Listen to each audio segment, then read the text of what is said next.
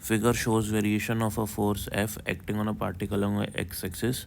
If particle begins at rest at x equals to 0, what is the particle's coordinate when it has again zero speed?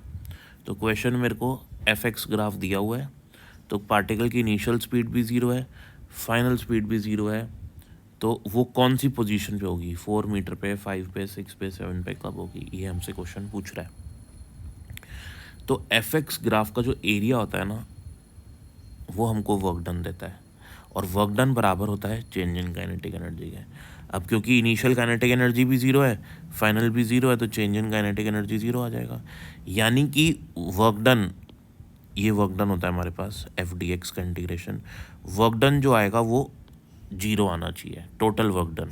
ठीक है, तो यानी कि इस total graph के area को जीरो होना पड़ेगा।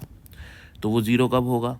इसका तो पॉजिटिव एरिया होगा, और नीचे वाला कुछ एरिया निकालना है मेरे को, वो इसके बराबर हो जाएगा और नेगेटिव होगा।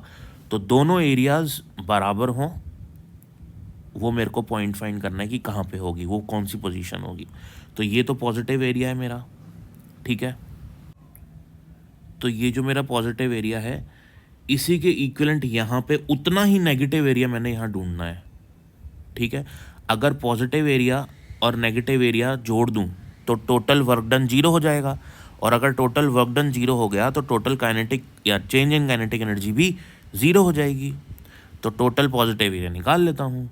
तो यहाँ से देखो, ये एक रेक्टेंगल, इसका एरिया हो जाएगा 10 × 2, ऊपर एक ट्रायंगल, हाफ बेस हो जाएगा 2, और हाइट हो जाएगी 10।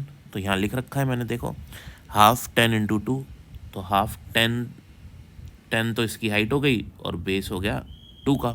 तो half base into height triangle, फिर 10 × 2 करेंगे तो ये रेक्टेंगल का एरिया आ जाएगा। सिमिलरली ये वाले ट्रायंगल का एरिया, हाफ बेस हो जाएगा 1, बेस हो गया 1, और हाइट हो जाएगी 10, हाइट हो गई 10, हाफ बेस इंटू हाइट करा तो 35 स्क्वायर यूनिट्स पॉजिटिव एरिया आ गया। 35 स्क्वायर यूनिट्स नेगेटिव एरिया चाहिए, वो कौन सी पोजीशन पे आएगा? 4 पे आता है, 5 पे आता है, चेक कर लेते हैं।